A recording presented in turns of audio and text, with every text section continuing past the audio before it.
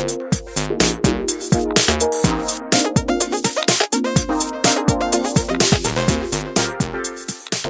everyone, and welcome to Super Switch Headz, the premier Nintendo podcast in all of the internet. My name is Matthew Stoner. My name is Patrick Nisley. My name is David Howe, and boy, oh boy, we got ourselves a very special guest this evening. Daniel Murphy, DCD himself, joins us on the podcast. Welcome to the pod, Daniel. All right. Thank you, guys. Thanks for having me. You're welcome. How you doing? Good. Thank you for being here. Being completely above board, this is the second time we're recording this podcast. We had a bit of a malfunction the first time round. So forgive us if we sound a little canned, but we're back here with Dan, and we're very happy to have you back. Yeah, and Dan is here to talk all about Xenoblade Chronicles Definitive Edition. You know, there are two types of people in this world: Xenoblade heads and Xenoblade heads, and Dan and I are both of them. And he's here because we're going to talk about the game and how much we love it. It's going to be a great episode. You know how I know this is going to be a good episode? Because we've done it already, baby. In the news segment, we're going to talk about PS5, what's happening with that, some leaks and tweets from our favorite leaker, Hot Girl Video 69, some Amazon France leaks, and some fun new Dr. Mario World characters. Before we get started, how is everyone doing? I'm doing okay personally, but I do think we have to acknowledge that in the last week, there's been a lot happening in the world. There's been a lot of protests across the world, but especially in the U.S. And President borderline declaring martial law and all kinds of crazy stuff's happening. And so it feels silly at some point kind of to talk about video games, but that's what we do. But we do kind of need to acknowledge this maybe up front. Yeah, I mean, it's not really been a time for fun and games, right? Yeah. It's been like a crazy past week in America, you know, on top of the protests and the Black Lives Matter marches that are going on nationwide. You know, we've, fucking sent people into space, and there's just been like everything has been going on that could be going on. And yeah, I think it's really important to just kind of like say where we stand on the matter. And, obviously we're big supporters of what's going on across the country right now, as far as the protests are concerned. I think it's very important to pay a lot of attention to that. And yeah, Dan, you're in DC. What's going on over there? Yeah, being right in the heart of it, it's like you can't really avoid the protests, but contrary to what you see on the news, there is so much good going on protest-wise. I mean, every corner, people are getting together, and you see everybody together, people dropping off waters, food, stuff like that for them. Yeah. So you're seeing people really unite, and hopefully this is a watershed moment. But with how much bad you see in the media, you got to block that out, because there is so much good that's going on around here. Yeah, for sure. We can only hope that this is kind of the impetus for a bunch of change to actually start happening. And yeah, hopefully we come out of this stronger. But goddamn, it's just been a rough year, right? Yeah, it has. Has been rough. As David said already, we just wanted to take a few minutes to acknowledge what's happening in the world and in this country, and say that we support the protests and the Black Lives Matter Foundation and everything that they stand for. Yeah, we support black voices and black businesses, and it's important right now in this time to show your solidarity and choose the right side of history, right, guys? Right, guys. Awkward transition. I have nothing. We're just going to get into it and talk about much less important things, but the things we usually talk about. So last week we talked about cosplay, and wanted to point out that Humble Bundle has a deal right now on a bunch of cosplay like a pro is the like title of it. A bunch of different materials, books, ebooks, that kind of stuff to get you into it. So if you were listening and curious, check that out. Also, we kind of asked people to share some of their favorite cosplays. And we heard from a few of our listeners on Facebook. Matt Manchester put up some really great cosplay. Like, I was blown away by some of this, and Kyle Baker did too. Who knew? In our midst, we had so many awesome cosplay. Yeah, Matt, I got to give you not you, Matt, but Matt Manchester. I got to give you a shout out for that Pyramid Head cosplay. That was pretty amazing.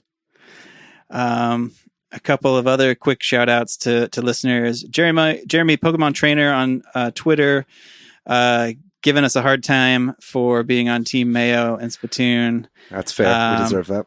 Yeah, we did. We deserve this great gif of you smug, or not you, but of a smug look. And then we got a shout out on Instagram, which can somebody else do this one? Yeah. Last week on our episode, we had a couple pictures of the Bayonetta Nintendo costumes to kind of show the concept of cosplay. And Rizano 740, hopefully I'm saying that right on Instagram, said, "Can't wait for Bayonetta 3 and nice podcast." So thank you, Rizano. Oh, there you go. I also am eagerly awaiting to see what the hell is going on with Bayonetta 3. Hopefully we'll hear about that soon. So thanks to everybody for reaching out to us. If you have any thoughts on our episode today, and Xenoblade episode, we'd love to hear from you. Please share our podcast, that kind of thing. We appreciate it. And we've got a lot of interesting news this week to get into, so we'll get into it. Let's do it. Sony PlayStation, they had like a Last of Us 2 state of play, and then they made a big announcement that they were going to do a big PlayStation 5 event on June 4th.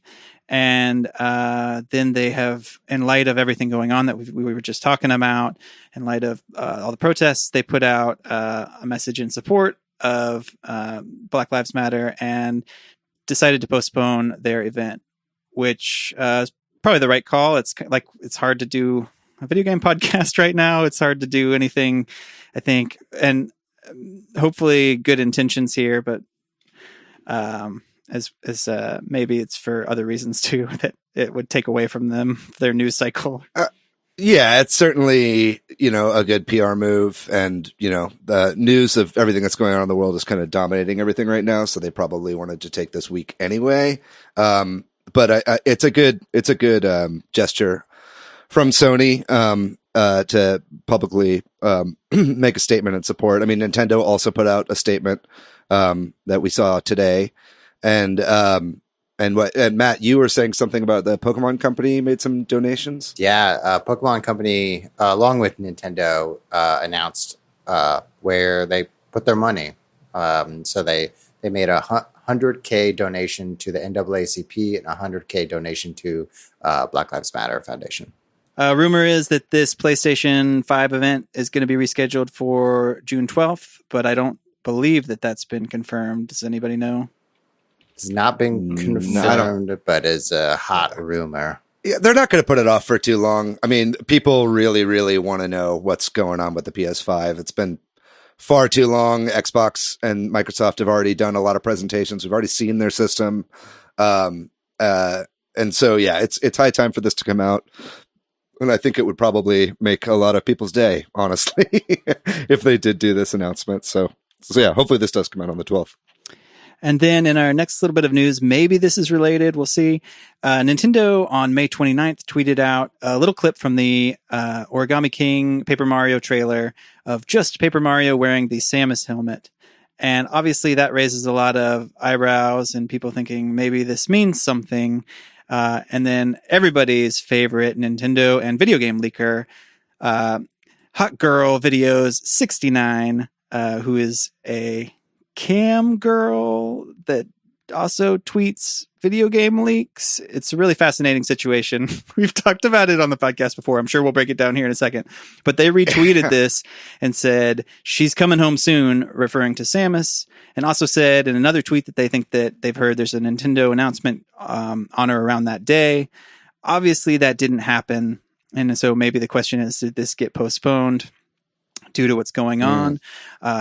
Another leaker who's been getting a lot of press lately, we've talked about, Jeff Grubb, also retweeted this and said, "I will never lose faith in Hot Girl Videos 69. Nor will I. Okay, yeah, their official statement of the Switch Headz. We endorse Jeff Grubb's not losing faith in Hot Girl Video 69.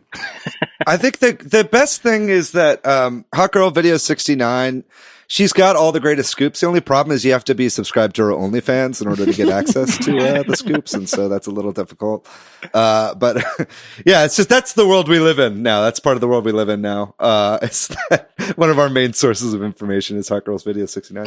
But yeah, I mean, I think this begs a bigger question, and that's are we still going to be seeing announcements and releases for Nintendo during what would have been E3 time, even though that we know that they're not going to be doing a June E3 Direct, right? And also, I agree with that. And we should break that down. But I also is a Metroid announcement, incoming soon. One of those announcements, yeah. Right. I think you're right that Nintendo probably was going to say put something out around this time, but maybe not now. What do you think, Matt? Yeah, I agree. It's going to be some Metroid news. What that news is, I don't know. It could be as big as a new game, as little as a port, or maybe we're going to get some merch at the Nintendo theme park. I don't know. We're going to get something is what that would be disappointing, honestly. Yeah. But I mean, hell yeah. I want to see Metroid Prime 4. I want to see anything about that game. So if they have anything to show for that, that'd be great. I mean, we'd had that retailer leak of a Metroid Prime trilogy release date, which a lot of us wrote off because it seemed like it was a little too soon. But it would fall within that window, that E3 window that a Nintendo Direct would have taken up. So I guess that does make a little bit of sense. I think that this probably raises my expectations a little bit. Dan, what about you? I mean, do you think there's any credence to these Metroid rumors?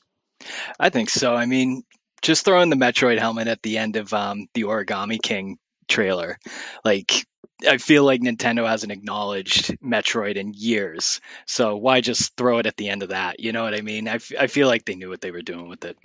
And then to retweet just that little bit, Yeah, they did that too. Guys, hey, I'm going to throw this joke in that I just remembered I did last time. This is clearly just Nintendo trying to boost advertising for Samus Returns on 3DS. Okay? Can we all come to agreement on that? Thanks for laughing, guys. We will see if we get any Metroid news anytime soon. There was also another leak that happened. Amazon France, which clearly whoever puts the video game listings on at Amazon France does not give a fuck, because I feel like they leak games all the time. Yeah. They put a bunch of these placeholder listings, right? For a bunch of different games from Bethesda, Capcom, Konami, Square, Take-Two, Warner Brothers, Ubisoft, and at least one of the titles from all of those developers is a Switch game. So what do y'all think about? I assume these are legit or likely placeholders. What do y'all think? For sure. I mean, if we're on the assumption that Nintendo is still going to be announcing new games and maybe even potentially shadow dropping games for the Switch over this week. Kind of like how we saw the trailer drop for Paper Mario Origami King, that came out of nowhere, on Twitter. I imagine that any number of these could definitely, be real. What games do you think that these are? What do you guys think the Bethesda game could be? Yeah, the Bethesda stuff strikes me because if this is true, it says 3 Bethesda games for the Switch. And obviously there are listings for other platforms too. So these could be new games, across the board, but also some of the Switch ones could be old ports. I think a Fallout game. I'm kind of surprised Bethesda hasn't put a Fallout game on the Switch yet, but we'll see. Matt, did you have an idea of what this could be? Yeah. Is Doom Eternal Bethesda? Yeah, it is, but I don't know why they would need another placeholder for that, but I could be wrong. Oh, that's true. So is there's already probably a page for Doom Eternal for Switch, is what you're saying? I would assume, because it's announced and all that, But have you checked Amazon France, Patrick? No. But those people are on top of it, man. They're putting their shit out early. I'm curious about the Warner Brothers games. I'm curious if there's going to be a Arkham game on the Switch, an old one ported. That'd be cool. Yeah. Anything out of any of these developers y'all would want to see? A collection for Arkham games. I think going back to Capcom, I think it's going to be, my speculation is Monster Hunter, either a port or what was the one for like PS4, Xbox One, Monster Hunter World? Yeah, Monster Hunter World. Yeah. You think we'd see a Monster Hunter World port? Oh, yeah, totally. And then if not that, something in the Resident Evil franchise, I could see like Resident Evil 2 remake got really good reviews. Maybe we'll see a port of that. That'd be cool. Yeah, that kind of feeds into a story we'll have later in the episode about unportable games potentially being ported to Switch. But yeah, I mean, I think on Bethesda's side, I think we could potentially see like Fallout New Vegas and 3 coming out in like a collection that would each be an individual SKU, kind of like how the BioShock collection were released as separate games and also together as a bundle. And then I think definitely Doom Eternal and. Yeah, I'd love to see the Arkham games too. I think, or new games. Let's get some new games. Yeah, for the new Switch. games would be great. Yeah. The Switch doesn't have to just be a port machine, right? Yeah, doesn't have to. Either way, it's exciting. Yes. So there's new games coming, hopefully. But the next news item, I want to credit you, Dan, for this one. I think it was you retweeted this or liked it or something, and I saw that.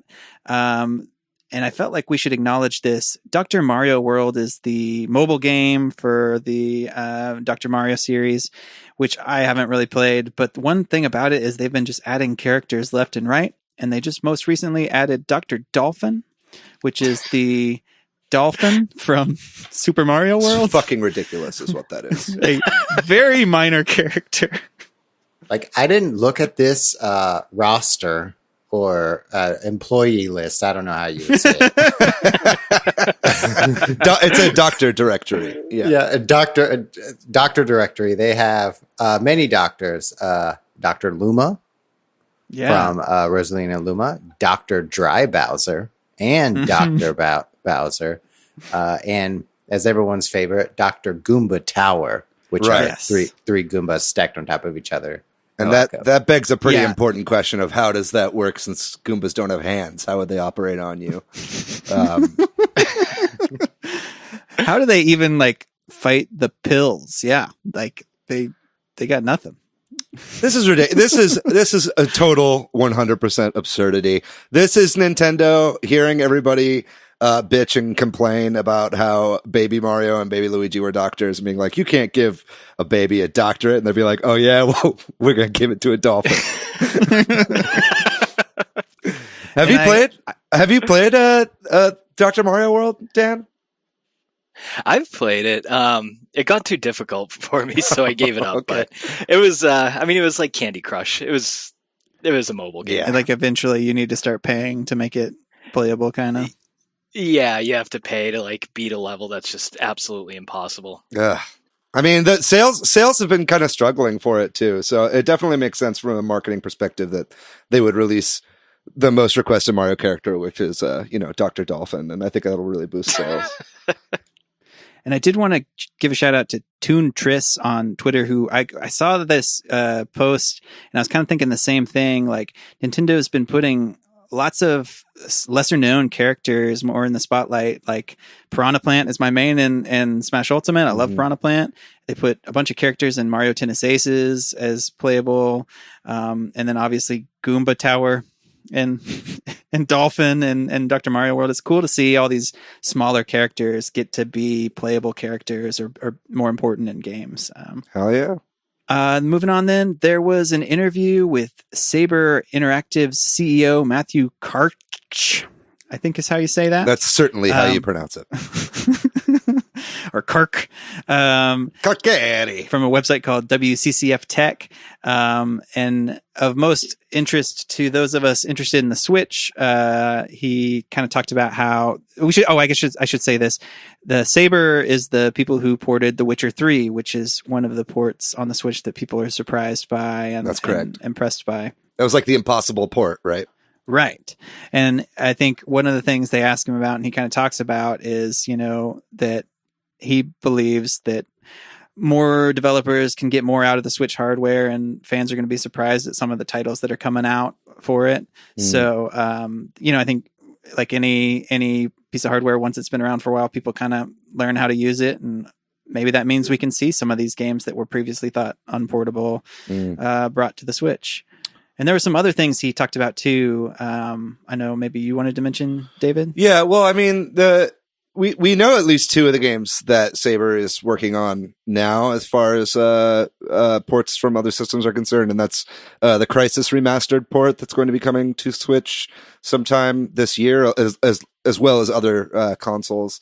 And they're also porting World War Z, which is a very CPU and memory intensive game, because you've got, hundreds of zombies running full speed on the screen all at once, so it'd be interesting to see how the Switch handles that. But I think I'm very interested to know what other games they could possibly be working on. And on that point, there was actually a interview with one of the team members at Virtuos, which is the developer that did the recent 2K ports to the Switch. So they did the BioShock collection, they did the Borderlands 1 and 2 remaster, and XCOM 2 as well. And they actually talked about how they think that any current gen console game could be ported to the Switch. They think that basically they've gotten to the point right now with the Switch and its hardware where everybody's really starting to learn what you need to do under the hood to really get the most out of the platform, and where to downgrade, where to leave it be in order to get these games running. So yeah, I mean, it's those are big words, you could port any current game to the Switch. That would include like Final Fantasy VII Remake. Like, how would that even run on the Switch? So I'm very interested to see what the future holds for Switch ports for Nintendo, especially with, we'll know that it'll have Unreal Engine 5 support. So I guess we're getting Grand Theft Auto 5, Red Dead Redemption 2. Yep, definitely. Horizon Zero Dawn. Death Stranding. People will just go smash their PlayStations. Yeah, exactly. They'll go to like a Chinese PlayStation Expo and just smash their PS4 in front of the Nintendo. But I forget. That was a thing, right? Didn't that happen? Yeah. Yeah. Then Game Freak recently put out that they were going to show off some new Pokemon Sword and Shield DLC info, and they put out a new trailer for this and a little bit of information saying that the Isle of Armor, which is the first part of the expansion pass for these games, is coming out on June 17th. That's about 2 weeks from now. Dan, are you a Pokemon fan? Not really. I played Pokemon Shield, but I don't think I'm picking it up again. Patrick, we're going to move on. Are you? Okay. Okay. Lots of people are looking forward to this. Okay. I'm sure there's a lot of people that are very excited. It's just not us. We're just not that excited about it. And that's okay. You don't have to have your feelings hurt because of that. We're sorry. Pokemon's good. Pokemon's not bad. No, we're just not excited about it here. Well, if you guys would have watched the trailer, you would have seen they announced Dr. Galarian Slowbro.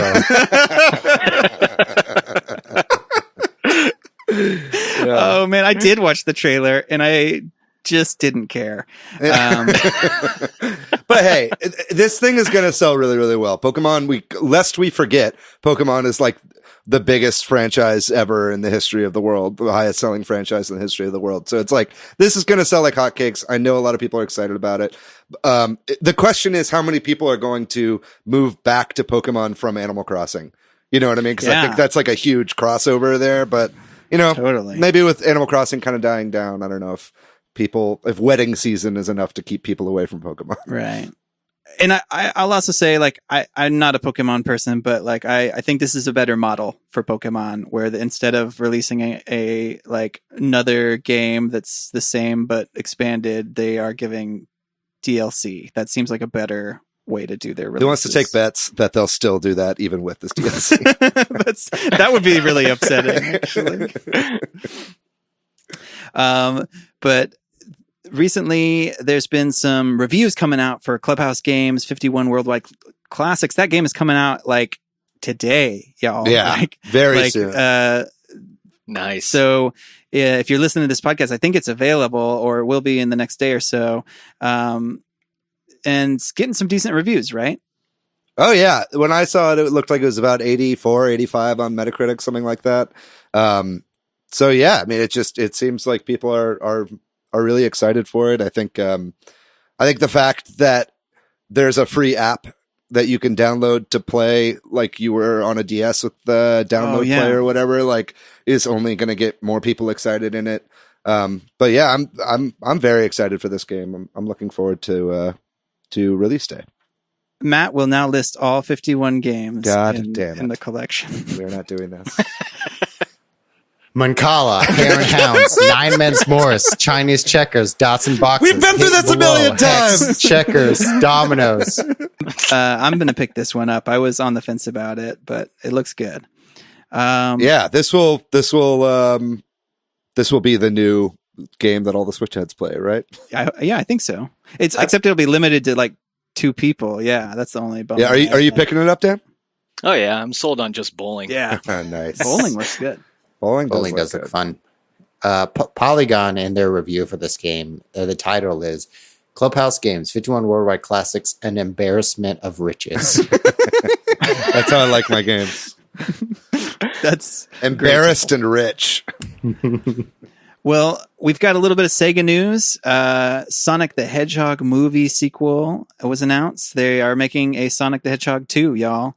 Sounds like, at least according to the sources, it's still early in the development, and the same director is back and right that kind of stuff. So obviously the first one did well enough, or they are just going all in.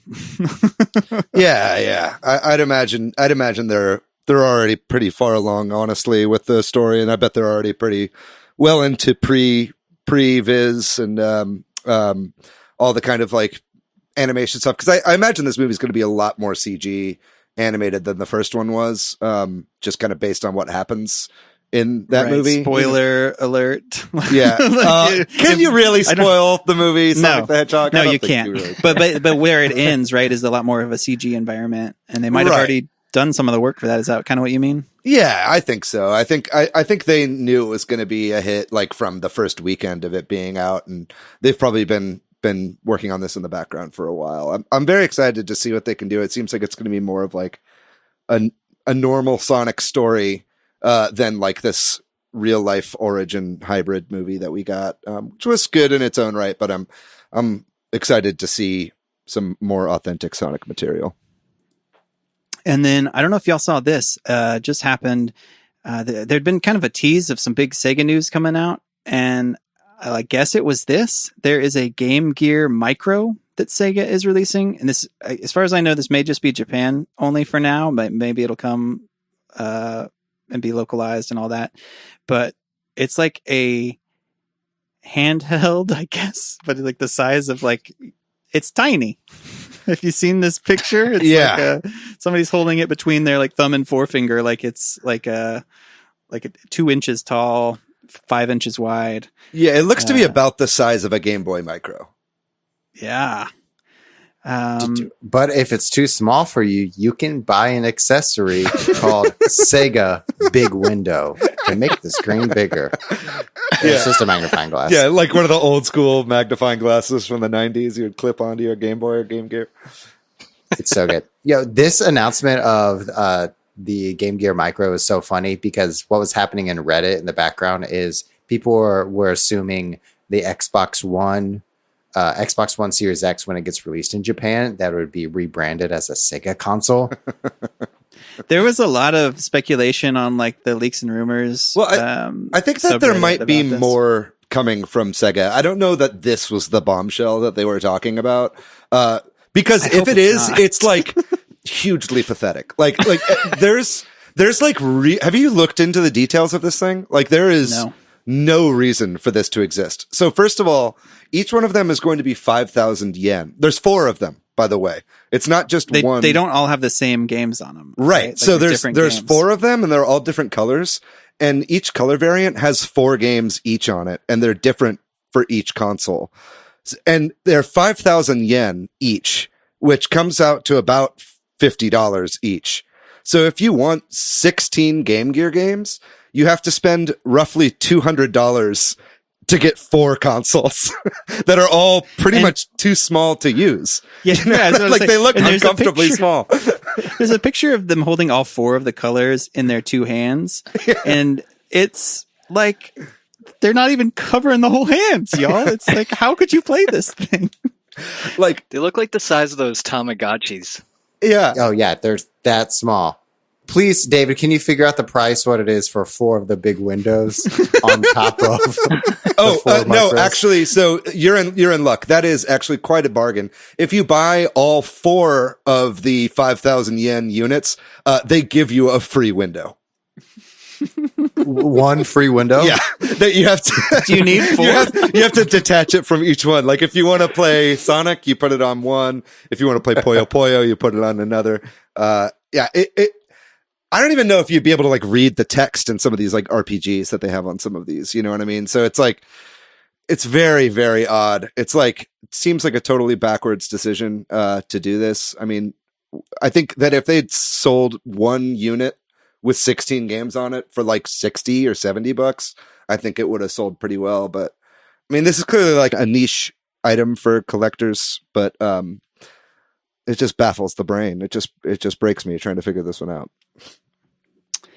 And to round out our news, there was a aerial drone shot of the Japanese Super Nintendo World theme park, which is part of Universal Studios Japan, which we still haven't officially seen, but somebody snuck a drone up there and snapped a pic and put it on Instagram. It's been removed, but if you look around, you can find it.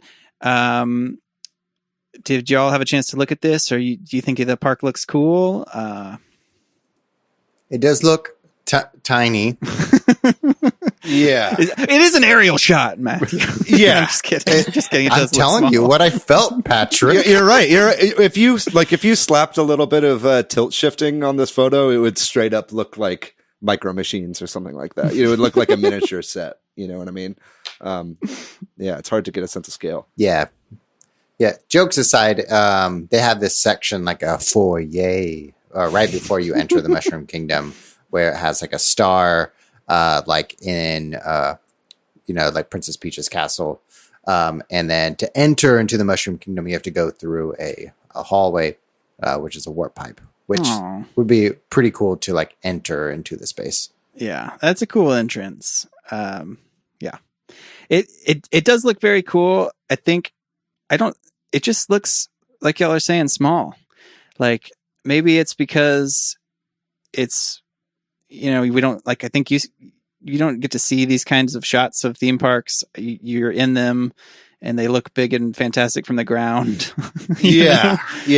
They're definitely not meant to be viewed from the air, right? I think if you're standing on the ground and they've got the kind of barricades up so you can't really see the real world outside there. They have like rolling hill outlines like on the side. So I imagine it's going to feel bigger than it actually is on the inside, but maybe it's post-COVID me, but it seems like that's a lot of people to pack together really, really closely for one space. But I mean, you're right though, Matt. I mean, all things considered, it looks amazing. Like it looks like it's something straight out of the video game. So colorful. So magical. I can't wait to go there someday. Yeah. Me too. Yeah. To like a sense of scale, it reminds me of Universal Studios Florida. They have the Marvel section where they have the Incredible Hulk ride. And that section is pretty small. But what they have in that small space is pretty immersive. Yeah. Immersive. I think that's what they're going for. Totally. Yeah. Have you seen these pictures, Dan? I haven't. Oh, okay. I saw like one quick picture and didn't really look into it. Are you're not a big theme park guy? I haven't been in a long time, so guess not then. Maybe down the road for this one. Chris McKeever would like to have a word with you. For the aerial shots, you can go to nintendolife.com/news/2020/06/ I'm just kidding. I'm not going to get that. /Moncala. All right, moving on. Well, I think that does it for our news for the week, and we'll take a quick break. And when we come back, we'll talk all things Xenoblade. This week, we are talking about Xenoblade Chronicles Definitive Edition. It just came out for the Switch on May 29th. It is an updated version, a remaster. We'll get into that. I don't know exactly if it's not like a full remake of the original Xenoblade Chronicles that came out for the Wii originally in June of 2010, at least in Japan. I think it came out a little later here. And then we, and when I say we, I mean mostly Dan and Matthew, are going to give our initial impressions of the... I've played a little bit too. And some of David's, and maybe some comparisons with some previous entries. And we're going to also, just before we get into that, maybe give a little bit of history about the series. But any opening thoughts from anybody before we kind of get into that history? Great franchise. Yeah, Matt, I need to ask you, Matt, are you okay? You seem very excited. I feel like this is a long time coming. I feel like you're finally getting your comeuppance with having a Xenoblade episode. I just want to make sure you're all right in this moment. You're not going to die of hype overload. Well, you did say coming, which is exactly how I'm feeling right now to talk about this thirsty game. Yeah. Not as thirsty as Xenoblade 2. Totally not as thirsty. I'll get into it why I like this franchise so much, because it reminds me of older games, but I'll get into that a little bit later. Well, y'all interrupt and clarify any of this history here, but back in 1998, a game called Xenogears came out for the original PlayStation, and that was released by Squaresoft. And in particular, an individual named Tetsuya Takahashi is responsible for like all of these Xeno series games. And there was Square, and then he ended up leaving Square, but kind of took this series with him. And I don't know the exact, I think maybe even worked with Bandai Namco for the next sort of part of the Xeno series, which is the Xeno Saga games, which all came out on the PlayStation 2 in the early 2000s. And then Xenoblade Chronicles games, which, like we talked about, the original one, 2010. There was Xenoblade Chronicles X for the Wii U in 2015. And then Xenoblade Chronicles 2, which came out at the end of 2017 for the Switch. And now we have this this sort of updated version of it. And I know there was a big part of that history, too, is that at least some of these games, or the original Xenoblade Chronicles, did not come out in the US initially, right? Dan, there's a whole sort of side history to that. Yeah, there's a little backstory to that. So there was this campaign called Operation Rainfall. What they wanted to do was bring these Japanese exclusive JRPGs to America. The three games are Pandora's Tower, The Last Story, and Xenoblade. So these games were set to release in Europe. That's why they have the British accents. Mm-hmm. That totally makes sense. But yeah, the campaign was basically people just raining emails on Nintendo, doing like Facebook, Twitter campaigns. And I mean, they got enough attention from Nintendo to get them to at least say, stop sending emails. We acknowledge you. Yeah. Yeah, we see what you're doing and stop it. Nintendo hasn't outright said that Operation Rainfall is the reason they came here, but it definitely is. Yeah, it was such a niche game at the end of the Wii's life that I think it definitely did. So yeah, Xenoblade ended up coming out in 2012, 2 years later after its Japanese release. That's right, and it was a GameStop exclusive, correct? Yeah, it was. And there was like limited copies that were sold too. So people were reselling this game because anyone who played it loved it. And then they were reselling it for a pretty big price, like $100. Even GameStop, I think, was reselling them at like 80 or 90. Yeah, it was kind of a controversy at the time, and still pretty scummy thing for them to have done. Just because the used copies were going for so much, they would take brand new copies off the shelf, open them up, and stick them in used game containers just to make more money off of it, which is kind of shitty. Especially after like the fans worked so hard to get it, only for it to be an exclusive and then be kind of like held at gunpoint by the retailer. Made it a little awkward. But yeah, I played Pandora's Tower whenever that came out. I really enjoyed that game. Did any of you guys play Last Story or Pandora's Tower as well? I played The Last Story. It was good. It was a quick RPG. Pretty good story. Pretty easy though. Well, and before we get into like Xenoblade Chronicles, what about any of these past Xeno games. I played some of the Xenosaga games on the PlayStation 2, but I never played Xenogears. And that was Xenosaga for me was also my first introduction to the series. Mainly watching like compilations of the myriad cinematics online, just like Dan, to get the story. Dan, you played some of the original Xenogears, right? I played Xenogears for PlayStation. The reason I played that game in Final Fantasy VII, when Cloud's in his wheelchair, he actually just blurts out Xenogears. Really? Yeah, it's because they were both SquareSoft. Oh, that makes sense. So that's weird. Yeah, so that was the only reason I played it. But it's a game that took like 35 hours to beat, and maybe 28 hours was cutscenes. Yeah, so terrible. I love their cutscenes. You know, it was a good story, but if you're looking for gameplay, that's not for you. Gotcha. Did you play Xenogears, Matt? Nope. But you have played all the Chronicles games. Yes. So you're a recent Xeno head then. Yes. That joke worked better the first time around. That gets us back to this definitive edition, I think. So how is it so far for you guys? I obviously have not touched the game, but how about the three of y'all? How have you enjoyed this new version so far? It's nice. It came out 10 years ago for the Wii. And it's nice to revisit a game that really reintroduced me to JRPGs. So it's really nice to hear the new score that they re-recorded, all the new musical compositions, and the soundtrack is incredible. Also, the facial animations are 10 times better than the Wii version. That looked really, really bad in the original, for sure. Probably looked even worse in that 3DS version, too. That's something we didn't really bring up, is that the game was ported to the new 3DS. That's right. Yeah. So when you're saying reintroduced you, Matt, like, what do you mean? Like, you had fallen off on JRPGs for a while, and this game got you back into it?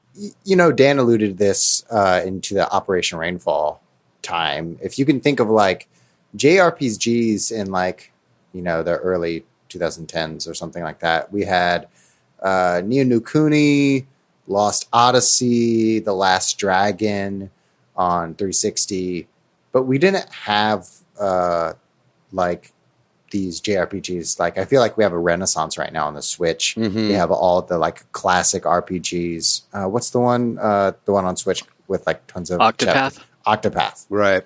Yeah. All of those kind of new old style games were having a renaissance of JRPGs. And so when I picked up Xenoblade on 2010, it had a fun and interesting battle mechanics, and it had a compelling narrative.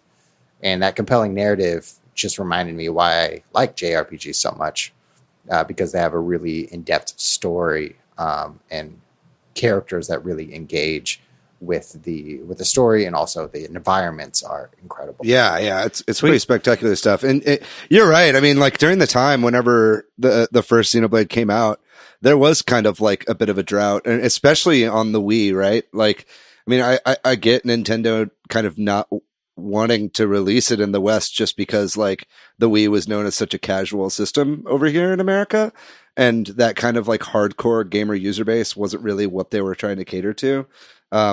But it's good that it came out. I think that it has a lot of responsibility for there being such an influx of JRPGs, you know, coming to the West now. I think the kind of cult status of that game back then, like, really led the way for the stuff that we've been seeing over the past decade.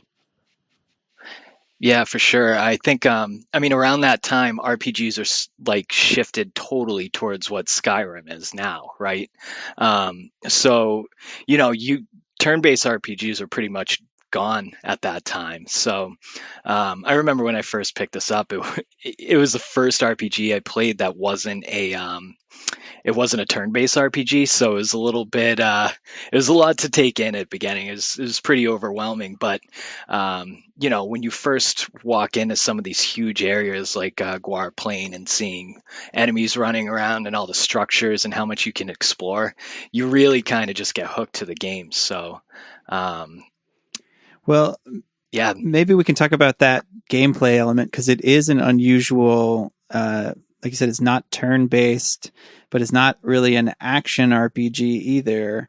And it's I know that's a hard thing for some people, myself included, having played Xenoblade Chronicles 2 a little bit, to get used to the battle system, the gameplay. Can y'all talk about that? I gotta agree with you on that, Patrick. That, you know, I played a bit of Xenoblade Chronicles when it came out for the Wii back in the day, and then I've picked it up again to check out this re-release and just to see how it goes. And that's been something that's been kind of hard for me to really get into the series with, is the kind of, it's almost like MMO style combat, where you've kind of got your actions at the bottom and they'll refresh, sort of like an MMO or even like a MOBA or something like that. It's very similar in battle style to that. And that's been a little difficult for me to really get into, honestly. It's what's holding me back from really getting into the series. Can any of you guys like sell me on the on the battle system in the Xenoblade series? It's like, I want to like the game, but like something about it just isn't quite clicking with me, or maybe I'm just not understanding it properly. But that also might have to do with the fact that I never really played World of Warcraft or any of these MMOs back in the day. Can one of you guys sell me on it? Oh. Yeah, David, can you put in a cracked knuckles sound effects right now? Well, hold on. That's close as we're gonna get. Yeah, I do think it's okay to say this game, the battle system is not for everyone, and it is similar to basically the battle system is a single player MMO. But what I really like about the battle system is it's pretty accessible. It's pretty easy. You see the attacks and the actions and the buffs and debuffs. But everything can be chained together. Okay. Your character attacks can be chained together. Your personal attacks can be chained together. You can change. You primarily play as Shulk, but you can play as any other character that you want. Not to mention the different mechanics like the break, topple, and daze mechanics, which you really need to learn how to do in order to conquer the really hard and tough bosses. So are those, would that kind of be like the stagger mechanics that you see in a lot of action RPGs? Yeah, it's I mean, you have to do these things in sequence, like break, topple, and daze. Okay, I see. And a lot of the battle system is focused on the positioning of the character too, because you have moves that can do extra damage or give them some sort of debuff on the side. You going back for Shulk's backslash, and that's why you get it's a called lot that. of damage there.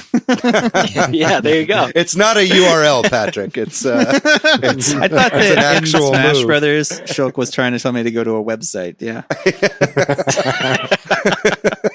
That's a funny fresh joke, Patrick. Thanks. Well, what about the visuals? I know this game obviously is 10 years later. Does it look a lot better? Is it noticeable how it looks compared to the original? It certainly looks better than the 3DS version. Yeah, it looks great. You know, they did a really good job with the with all the areas like Guar Plain and the Ether Mines. Like, everything's very, very detailed. The characters obviously look way better, like Matt was saying, with their facial expressions. But overall, yeah, I mean, I don't personally play Xenoblade for the graphics, but it's a huge upgrade. Yeah, it's nice to see in HD. Even though, like, I would say, like, transferring some of the stuff to HD, but retaining like the character animations, like the animations are unchanged from the Wii version, right? And it leads to some pretty humorous stuff. Like there's the infamous sandwich eating scene towards the beginning of the game, where Shulk is kind of holding a sandwich and it's just kind of floating in front of him and not getting any smaller. And in HD, you really see that for all that it is. It's, if you haven't seen that, at least check out a video of that. It's pretty humorous, but I think the graphics look really good, and the environments like just look that much better in HD. Just like the grand sweeping vistas, they did a really, really good job with that. And I think it's like one of the standout things about this game for sure. I also understand the music is a good part of this game, but I know that they've re-recorded or redone some of the music. Is it noticeable? Is it better? Or do y'all like the music from this game? Yeah, it's awesome. They remastered everything, and it all just sounds great. You spend a lot of time in these areas, so it's a good thing I really like the music. But yeah, all the remasters are really, really good. The music's incredible. I mean, we could talk about the composers who wrote many of the pieces for Xenoblade Chronicles. Yasunori Matsuda, who did Chrono Trigger and Chrono Cross music. Some of the best soundtracks of all time. Yoko Shimomura, who did Super Mario RPG, Kingdom Hearts 3D drop. Dream Drop. I'm just reading Dream Drop. Worldwide Classics. It was Kingdom Hearts 51 Worldwide Classics. The music's incredible. It's really good. It's not like Chrono Cross is like Fleetwood Mac rumor status, and Xenoblade Chronicles is another Fleetwood Mac album. Yeah, another Fleetwood Mac album, which we all know. Tusk. We all know another Fleetwood Mac Tusk, album, right? Yeah, there you go. Yeah, there you go. Tusk is okay. I mean, like I said, I've really tried to get into the series and haven't necessarily been able to get into it the way that I want to. One thing that I have gotten into is listening to the soundtrack. Like I listen to the soundtracks all the time and they're gorgeous. And like you said, Dan, it's like if you're running around in the same area and you're listening to the same song over and over, it better be fucking good. And these just have that kind of instrumentation, that you find like in the, Yasunori Matsuda, soundtracks like Chrono Cross and Chrono Trigger, where it's like it's multi-instrumentalist, right? It's like a lot of guitars, it's a lot of different kinds of woodwinds and stuff like that. Stuff that you wouldn't necessarily normally hear in a lot of video game soundtracks. Usually it's a lot of strings and very orchestral sounding. And this kind of has more of this like almost rustic feel to a lot of the music. And I really, really enjoy the soundtracks for these games. And then I wanted to ask about this because I saw on the Discord, a few people were talking about this game. And Dan, you were talking about the side quests and you were saying that this game does side quests right. And in a lot of games, side quests are just kind of boring fetch quests and that kind of stuff. What do they do that's so good in this game? How do they make side quests work? It's just because there's so much to do in this game. Each area has like a collectopedia where you collect everything, try to fill out this card, and it gives you gifts the whole way. You build affinity with your players, so you kind of share skills, and you'll see that when you're customizing your characters for battle later on. And then you're also gaining affinity for every area and location you visit. And when you build affinity in these places, you get new items to trade, better quests for more experience, and better items sold at these places.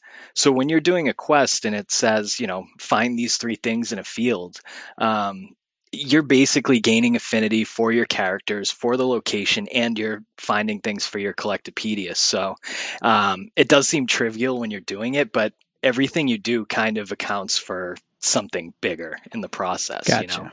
I mean, I know the game has like a bit of a reputation for being somewhat grind proof. Like I've heard, especially in this version of the game, that like you don't really have to just kind of like run around an area and fight random monsters until you level up, just because if you're doing the side quests, that kind of takes care of a lot of that experience grinding for you. Would you guys agree with that? Yeah, for sure. Because the story, you can play along with the story and not really do as many side quests, and still give yourself a little bit of a challenge. But you don't have to go out and grind these enemies because they're part of the side quests anyway. Right, exactly. So you're getting all this experience doing the side quests, and you never feel like you have to go out and just fight 100 random monsters to beat a boss. Yeah, it gives you that little like satisfaction of like clearing a quest condition, right? Instead of doing it aimlessly. They figured out the dopamine hits. Yeah, exactly. Right.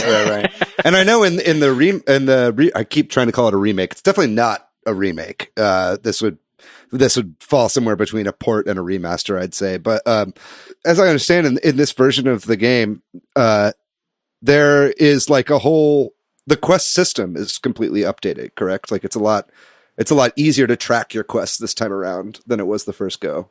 The first time you would get a side quest and then you would search all over Bionis, Maconis to find whatever piece you're looking for.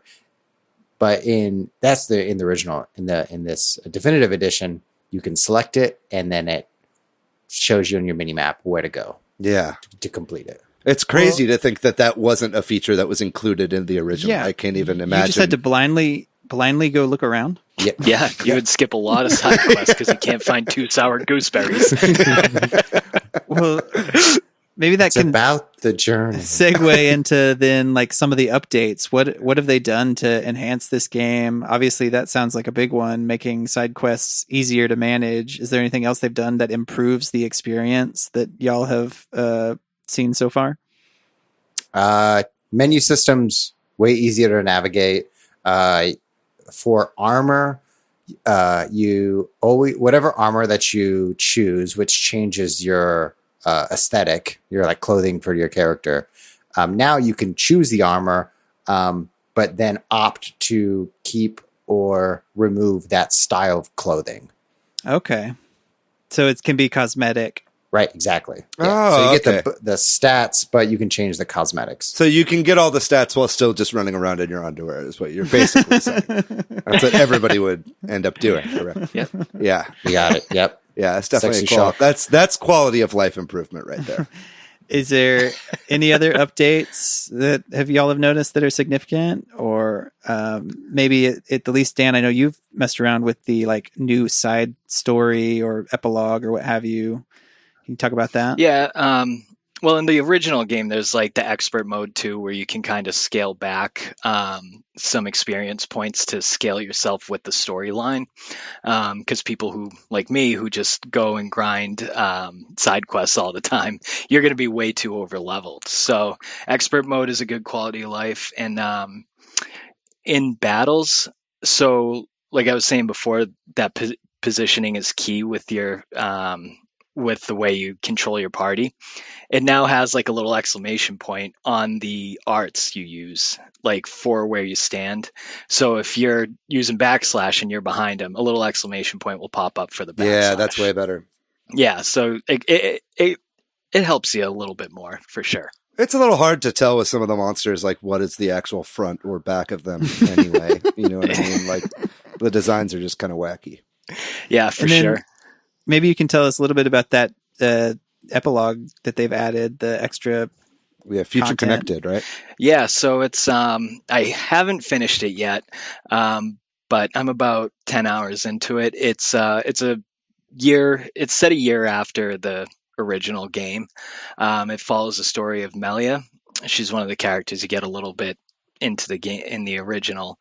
So Melia and Shulk and 2 Nopons, and you can't really tell the story without giving out spoilers, but I definitely. Well, we already know Shulk survives, so way to spoil that for me. But the funny thing in it is it's the same voice actors, but they sound a little bit older in it. So 10 years of shows. Yeah, I mean it's 10 years later, so it's pretty funny to hear that. He's like, I really feel the Minordo's power.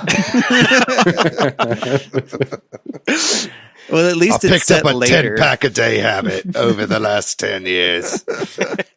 But yeah, it's basically the same game. It's just an addition. If you're looking for something like Torna, where it was, all new storyline, characters, new world, it's not like that. All your party starts at level 60. It's the same battle system. Yeah. And there's no connection in story between Xenoblade 1 and Xenoblade 2 with this Future Connected DLC, right? Not that I know of. Maybe something happens at the end, but man, there should be. I think we're used to it with JRPGs at this point. At the end of 2, there's a little Easter egg that connects 2 and 1, though. Right. Oh, I love it. Maybe that brings us to this next point, which is like kind of like final thoughts about this game. And primarily, the reason that I like this game so much is like the story. It's a compelling narrative. And part of the connection between Xenoblade Chronicles, Xenoblade Chronicles X and Xenoblade Chronicles 2 are all of the living creatures live on the back of an organic being, or sometimes the Mechanis, a mechanical being, or some sentient life. It's very new agey, very kind of Titans, Earth. Right? Yeah, everyone lives on a Titan. The Earth is alive. So the Earth is a creature, man. That's what I've been trying to say, man.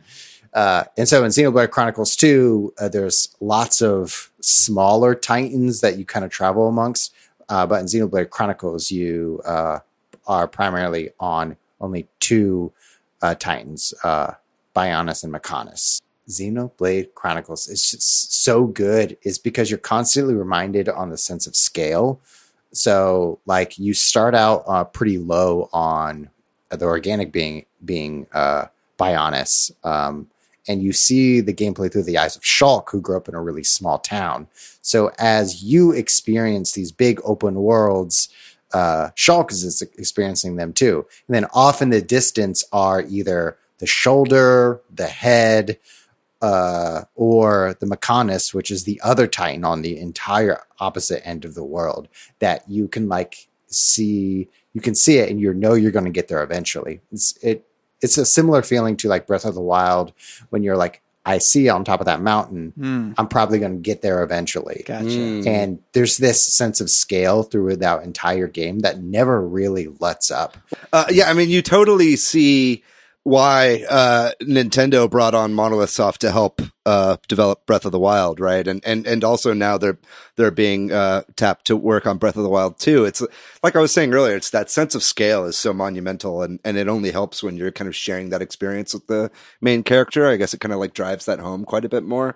But yeah, I just think that's what immediately drew me to the concept, was like fighting on the backs of these, giant warriors in battle, basically, and you're like a tiny little speck of dust on the backs of their armor.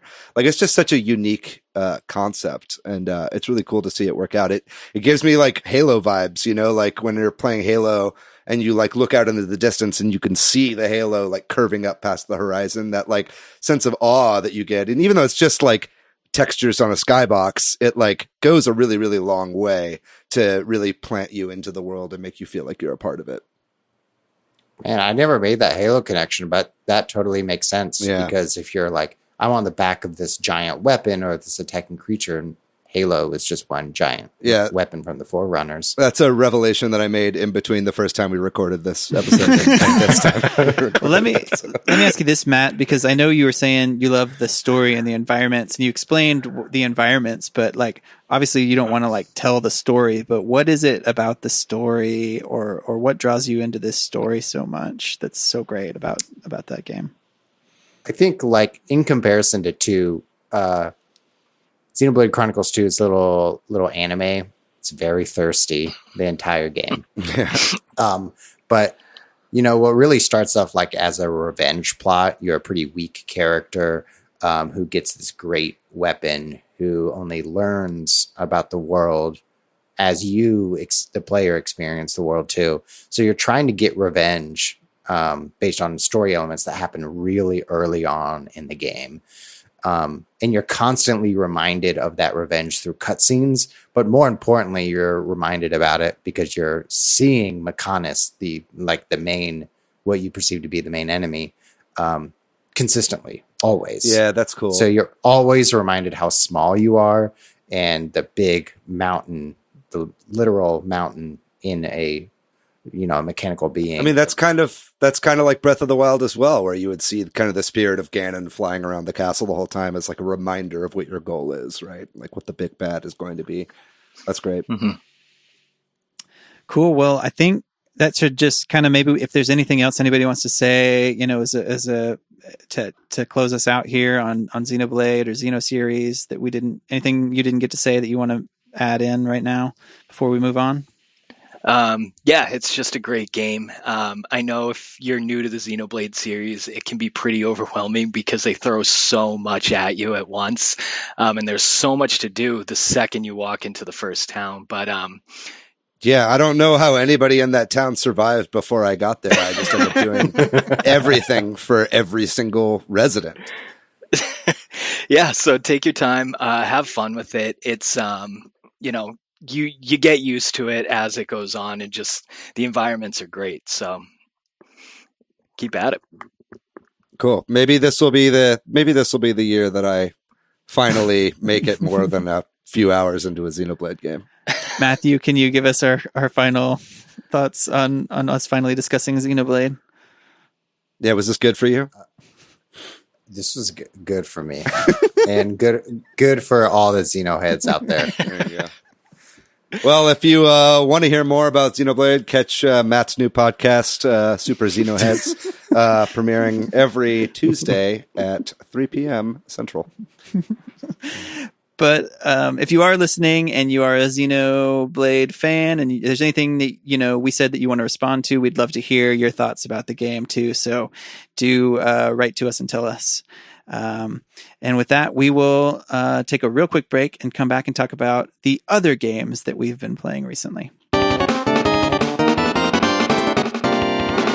This week, I have not had as much time for playing a lot of games. I've mostly been playing Smash Ultimate and Animal Crossing when I've had time. My son and I beat for the second time Luigi's Mansion 3 this past week. And my wife and I were talking about things, and we just kind of decided to buy my kid Minecraft. That's such a good idea, Patrick. Yeah, we felt like he needed a game where he could build things because he's really into building things. Yeah. And rather than tearing up the Animal Crossing island, we can just go build whatever in Minecraft. Now, it's proven a little difficult for him because it is a 3D camera, and which he's never mastered yet. So I'm trying to really encourage him to do that instead of just handing it to me and be like, build a castle there, which is kind of what's been happening. So we're working on it, but it's been a lot of fun. I'm a total Minecraft novice noob. Like, I have been having to watch videos because like he poured water everywhere inside this building, and I'm like, I don't know what to do to get rid of this water. So let's go watch top 10 tricks to remove water, in Minecraft, and stuff like that. So Minecraft is very similar to the Xenoblade Chronicles 2 battle system. Very complicated. That's what I'm hearing. You have to watch YouTube videos to understand it. And we were just playing the creative mode, I guess, because I didn't realize how much of it was like a survival game, really. So we're just playing the, like, you have access to everything and can build whatever you want version. That's probably the best way for him to play the game, too, if he's like getting used to first-person shooter controls, like twin stick controls. But honestly, Patrick, I think it's good that you're getting him this game at this point because A, like you said, he loves Legos and building, so it's probably great. And B, it's like by the end of him playing this game, like he'll be great at first person controls, so you can play Call of Duty Warzone with him. And then the only other game to mention is that this past week on our Sunday Night Switch Heads, I picked up to play with two of the three of y'all and some other folk, Golf with Your Friends. Which is like a mini golf game, a lot of fun, pretty wacky stuff on there once you get past that first course. How many players did you have in the... We ended up with 5, I think. 5 of us? Yeah. And the game supports up to 12. I'm hoping one day that more Switch Heads buy the game so we can have 12-player matches. But hey, you know what? It was fun with 5. It was more fun with 5 than it was with 3. So I'm only looking forward to playing that game more. Yeah, Golf with Your Friends was fun. I like that everybody shoots at the same time rather than having to wait to take turns. So that's what makes it a good game. Yeah, it makes it really chaotic. I like to turn on collision in the game so that like whenever balls hit each other, they like bounce off each other instead of just going straight through each other. It makes the game like way less fair, but just way more chaotic also, which I think is the draw of that game in the first place. It's definitely fun to play with you guys. I guess I'll go next since I'm talking right now. But other than Golf with Your Friends and a little bit of Xenoblade Definitive Edition, which I did start up this weekend, I picked up, or actually Sasha picked up, and we've both been playing the BioShock collection that came out for Switch, like we were talking about, the Virtuos port of the BioShock collection. I've only played the first one thus far, but I've watched a lot of videos of the other one, and I'll say It's so much fun playing this game again. And I only realized in playing the original BioShock, like how much of that game is like burned into my memory, right? Like that game made such an impression on me when I was younger. And going back to it, it's like, I kind of just know everything that's going to happen, and it feels very nostalgic to play the game. And as far as the quality of the port is concerned, it's excellent. It hits a steady 30 frames per second the entire time through. So it's not quite the PS4 and Xbox One versions where the remastered collection where they hit a solid 60. But the graphics look great. It hits 1080p for the most part and 720p in handheld. And yeah, I mean, the lighting is great. Honestly, the games, all the BioShock games have like a really great design. And just the style of them works so well, like, and really stand the test of time. So even though these are essentially Xbox 360, PS3 era games, they still look incredible. And if you haven't played the BioShock games, I really, really recommend you check them out because they're modern classics. BioShock is incredible, the story, but it also like got me interested in architecture and like architectural design, because it got me interested in Art Deco and Art Nouveau. And there's a couple buildings in San Antonio and in Fort Worth that has like really like Art Nouveau and Art Deco designs in some of their retail shops, and it's just a great game with mechanics and like world building. Yeah, excellent world building, and I feel like they're like high concept both in design, story, and the kind of message that they're selling as well. You know, it's very much like a deconstruction of like Ayn Rand's objectivist principles. That she kind of came to light with Atlas Shrugged and The Fountainhead and stuff like that. So if you're tired of your college age friends telling you to read The Fountainhead, just put them in front of this game and it'll shut them right up. Other than that, which I really recommend you check those out. Other than that, I picked up my Oculus Quest again recently and bought myself a little treat and got Tetris Effect for the Oculus Quest that came out, I think, this past week or maybe 2 weeks ago. And I know I'd played it a little bit at your place, Matt, but man, Tetris Effect is such a good fucking game. I've been playing that a lot. My main issue that I'm having with it right now is that the Oculus Quest controllers don't have a D-pad. So it's a little weird to be playing Tetris with a thumbstick. But I think that there are ways that you can connect Bluetooth controllers to the Quest, so I just haven't done that at this point. But Tetris Effect is such an incredible game, and it was a really good reason for me to dust off the old VR headset. Sasha's really enjoying it as well, so I really recommend if you have a VR headset to pick up that game. Also, something I was really worried about with that game is that it would just be like kind of the initial different backgrounds for the Tetris in the story mode that you go through. But that game is actually really rich and has a lot of different challenge modes and a lot of modes that unlock the more that you play the game. And so me as like a big Tetris guy, I really enjoy it because there's more than just marathon and, you know, time attack and the kind of normal story mode of Tetris Effect. If it's basically become my favorite VR game and I'm really enjoying it so far. And I can't wait to play more of that. And I'm playing more of my Quest in general because of that. So it's nice. It's got me to rip out the old headset. Very good. Very good. That's what David says. I'll go next. I've been playing nothing but Xenoblade. I think I got like 15 hours into it. So mostly just Xenoblade. And then I took a detour and played, I'm replaying Control. So just the mechanics of Control are just so fun and fluid to like pick up, fight a few enemies, and it's just such a good game. What about you, Dan? Other than Xenoblade, what have you been playing this past week? Yeah, I mean, it's mostly Xenoblade. Patrick, I know you talk about this with your wife all the time, but my girlfriend has never touched a video game in her life before, but we are playing so much Animal Crossing still. So it's pretty fun playing that with her. And I'm very slowly building a world in Super Mario Maker 2. Oh, wow. Nice. That's awesome. Yeah. I've really enjoyed your levels so far. Cool. Thanks. Yeah, it's going to take a while, but I really enjoy making levels, so it's fun. What's the scope you're looking at here? How big are you trying to make this thing? I have no idea. I'm at the end of the first world, and I'm kind of like, oh man, what am I getting into?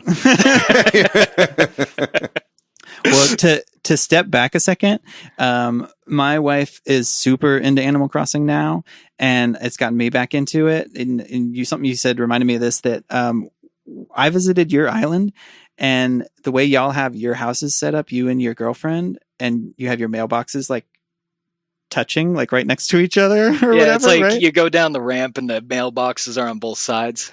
Yeah, my wife and I stole that idea from you. I told her about that, and she's like, "Yeah, let's do that." And so I moved my house right next to hers, and we're copying you, Dan. Imitation is the most sincere form of flattery, right? Yep. Yeah. Well, cool. I think that does it then for the episode, right? Thank you so much, Daniel Murphy. Thanks for coming on, DCD. Yeah, man, that was a blast. Thank you so much for having me. That was a blast. Thank you, DC Dan. And then thanks to Corduroy for doing our music.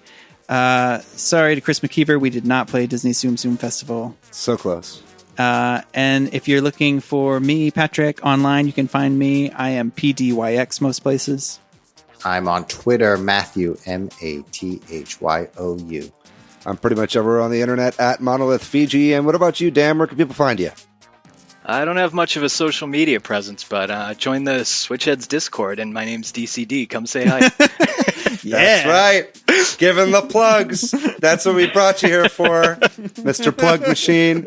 Like Dan said, join our Discord. It's always popping off. Not just Animal Crossing. We talk about all different kinds of stuff on there. It's a great chat room for you guys to come visit. Also join our Facebook group. It is the Switch Headz. All caps, no the. It's not like the Facebook. I don't know why I said that. It is Switch Headz. If you want to find us on socials, we are at Super Switch Headz on Instagram and Facebook. We are at Switch Headz on Twitter. Thank you, everybody, so much for listening to this episode today. We got a very special episode next week. What are we going to be talking about next week, Matt? Next week's episode is our 69th episode. Nice. That we're recording on 6/9. So it's all about sex in video games. That's right. It's going to be a saucy, fun time, but I can't wait for Patrick to squirm through the entirety of. I'm the prude. Something about sex just really grosses him out. I don't know what it is. 45 minutes of Dead or Alive beach volleyball tips and tricks. Seriously, though, it's going to be a great episode. We're going to be going through a lot of the history of sex in video games, a lot of the controversies. It's a very controversial topic. So I can't wait to talk about that with you guys. But other than that, ladies and gentlemen, thank you so much for listening to today's episode on Xenoblade. We'll be getting that episode to you next week. And again, thank you for listening. If you made it to the end, thanks for listening, even though this came out late. And I hope that it didn't come off as too canned. I think we hit all the points we hit the first time we recorded it, and it sounded natural. That's because we're such fucking good actors. I mean, why is acting so hard? Why is it so hard for people to remember their lines? We nailed everything we did the first time around. Zero script. Ladies and gentlemen, thank you for listening to today's episode. We love you very much. Keep safe out there. Wash your hands. We'll see you next week. Bye-bye.